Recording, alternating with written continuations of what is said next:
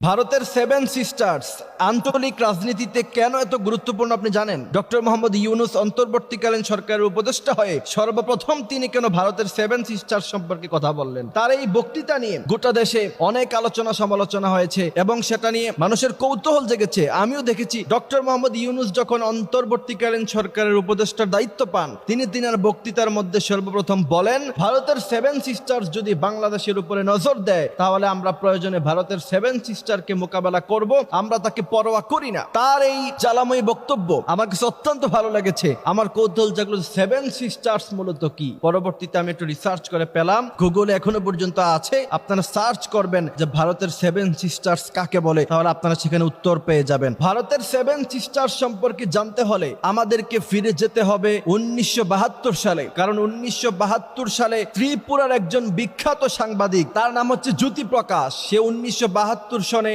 ভারতের এক রেডিও টক শোতে বলেছিল যে অরুণাচল প্রদেশ, মেঘালয়, আসাম, মণিপুর, ত্রিপুরা, মিজোরাম এবং নাগাল্যান্ড রাজ্যকে সেভেন সিস্টার্স নাম দিয়েছিলেন তিনি। তারপর থেকে এটা অনেক আলোচিত হয়ে গিয়েছে এবং অনেক ফেমাসিটি অর্জন করেছে।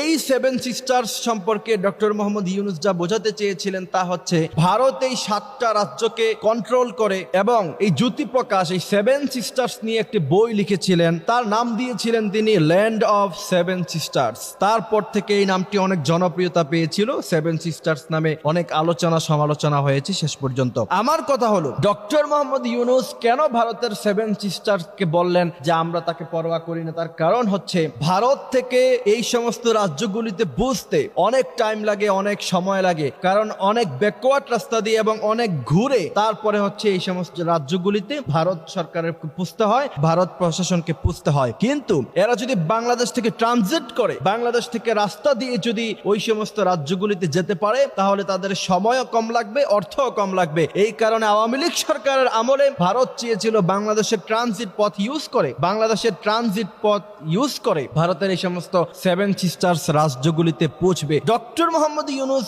তিনি অন্তর্বর্তীকালীন সরকারের উপদেষ্টা হওয়ার পরে তিনি বলেছেন যে আমরা এই সমস্ত ট্রানজিট করতে দিব না, এবং সেভেন সিস্টার্স যদি আমাদের উপরে চোখ তাকায় আমরা প্রয়োজনে সেই চোখ উপড়ে ফেলবো। তিনার এই সুন্দর বক্তব্য জাতির কাছে ভালো লেগেছে, জাতি সেটার প্রশংসা করেছে, আমরাও সেটার প্রশংসা করি। এই জন্য প্রিয় ভাইরা আমার, স্বদেশ রক্ষায় যারা জীবন দেয় আল্লাহ বলেছেন তারা শহীদ। আর শহীদের মর্যাদা হলো, আল্লাহ বলছেন লা তাকুলু লিমান ইয়ুকতালু ফি সাবিলিল্লাহি আমওয়াত, তারা মৃত নয়, এরা জীবিত। বাল হায়াউন ইনদা রাব্বিহিম ইরযাকুন। এই যে আবু সাঈদ শহীদ হয়েছে, কোরআন থেকে দলিল নেন, আল্লাহ বলছেন সে মৃত নয়, সে জীবিত।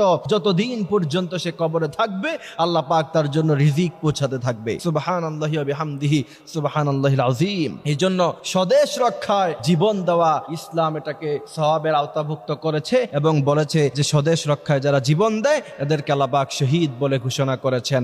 আর জালেম স্বৈরা শাসককে পৃথিবী থেকে চিরবিদায় করার জন্য যারা জীবন দিয়েছে এরা অবশ্যই শহীদ হয়েছে, কারণ অসংখ্য আলেম এবং অসংখ্য মুফাসসিরদেরকে যেই পরিমাণ কষ্ট দেয়া হয়েছে তার জন্য এই সরকারের পতনের জন্য যারা চেষ্টা করেছে সবাইকে আল্লাহ পাক মুজাহিদ হিসাবে কবুল করুক, বলেন আমিন।